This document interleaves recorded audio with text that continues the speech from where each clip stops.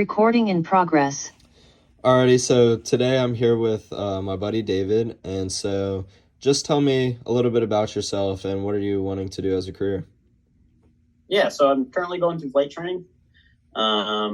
It's a long process. It's flight training is pretty hard, so it's going to take a while. I just got my private pilot's license about a month ago, so I'm still going through that, as well as going through flight training. I'm on my kind of going through the process of becoming a Ohio State Highway Patrol trooper. Okay. And I'm looking at being a pilot in the force. So yeah. Awesome. So like what kind of motivated you or pushed you to become a pilot? Yeah, so one of the things that really motivated me was, not wanting to really sit in an office for the rest of my life.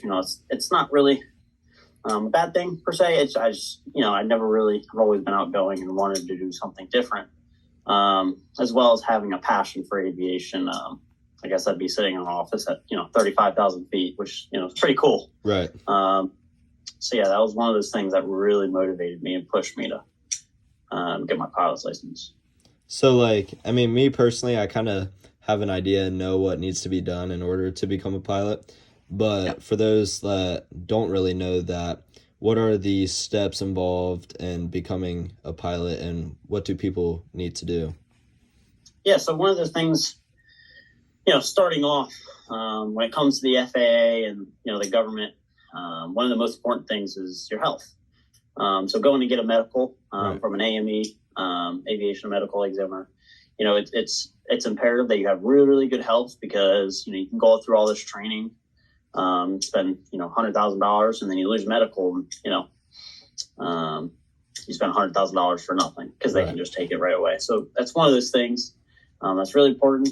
And then, going through finding a flight school is really imperative, finding a flight school that's good for you. It's one of those things that will really matter in the long run, kind of how your level of training is. Going through, you start off with your private pilot, which is, just what I got. It takes probably about 6-7 months. Right. So, yeah. Oh, that's awesome. So you did say you wanted to become a cop as well with the Ohio State police. So what kind of pushed you into pursuing that? And then on top of that, you're wanting to become a pilot in the Ohio State police. So what kind of pushed you into doing both and becoming a cop? Yeah, so one of those things that, kind of really pushed me is I've always been drawn to service. My dad has been in, he still is in. I think he's about to hit 30 years in the Air Force. And, I've always kind of been drawn to service, with him being deployed for, 5-6 years out of, in total. It really drew me to it. I tried to go in the Navy and try to do special warfare. Fortunately, it didn't work out because of a medical problem or a peanut allergy per se. Kind of came out and I decided to start my pilot's license, kind of start something different. And I just still felt like I was, drawn to a type of service. So I did a ride along with the Ohio State Highway Patrol. And I fell in love with it. I fell in love with what they do and, what they mean.